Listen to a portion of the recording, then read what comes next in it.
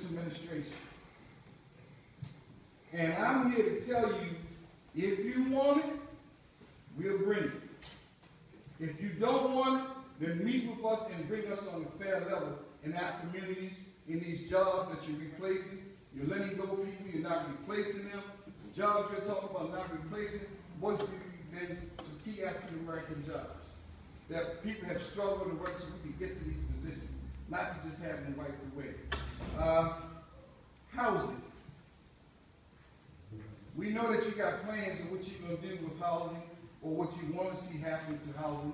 You made it perfectly clear that how you feel about Mr. Snowden. But we're making it perfectly clear whoever this committee or this council chooses to get on that board of commission when seats be up, that'll bring them right, because we ain't going to accept them if they ain't.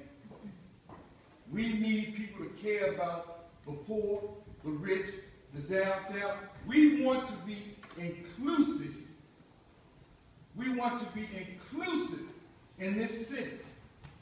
And I'm talking to each and every older person here, because when I came a few weeks ago and I asked y'all what was the idea for the Public Housing Community Award, nobody could answer me. Now, Mr. Mayor, I'm asking you direct. What is your plan for the African American community in the city of Annapolis? Not just one specific community as a whole. I hope it don't be like that picture up there. Well, first see that picture behind you? I do. I see it in the name. I hope it don't be like that. We don't be represented in that manner. Well, let me just say one thing. Having my grandfather, who had the first restaurant to desegregate, makes no difference about right now. Well, let me say something. I don't appreciate you coming at me with these accusations.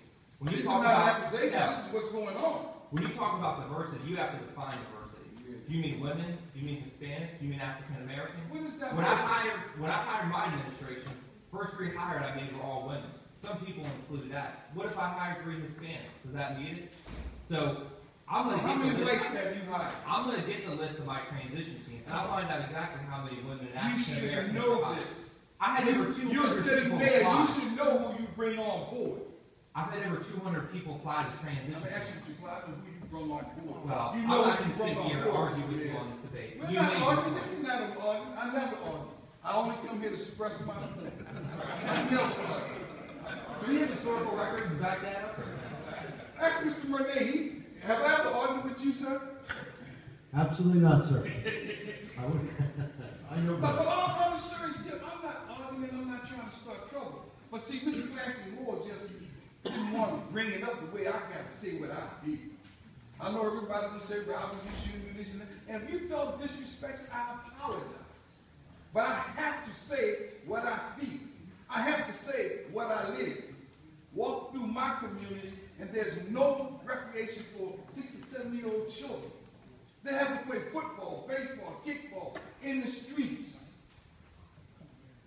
So I'm saying I'm coming here with concerns of people who know what's going on in our neighborhoods, and the people that are not in our neighborhoods that don't know what's going on. How can we be represented? That's all I'm saying. So, just real quick before we move on, is your point that only an African American can represent the needs of African Americans? White people? In my opinion, they're the ones that know what's going on. So they're the only ones that can. So it's impossible for a white person to represent the needs of an African American. No, I didn't say it was impossible.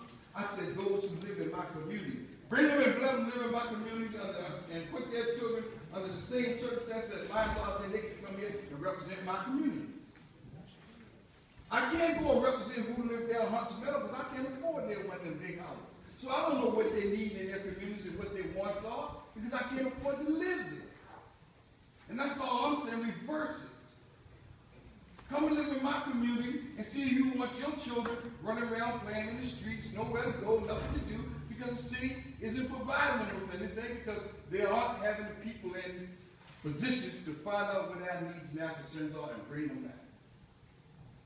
Thank you for your testimony. Thank you. Next speaker is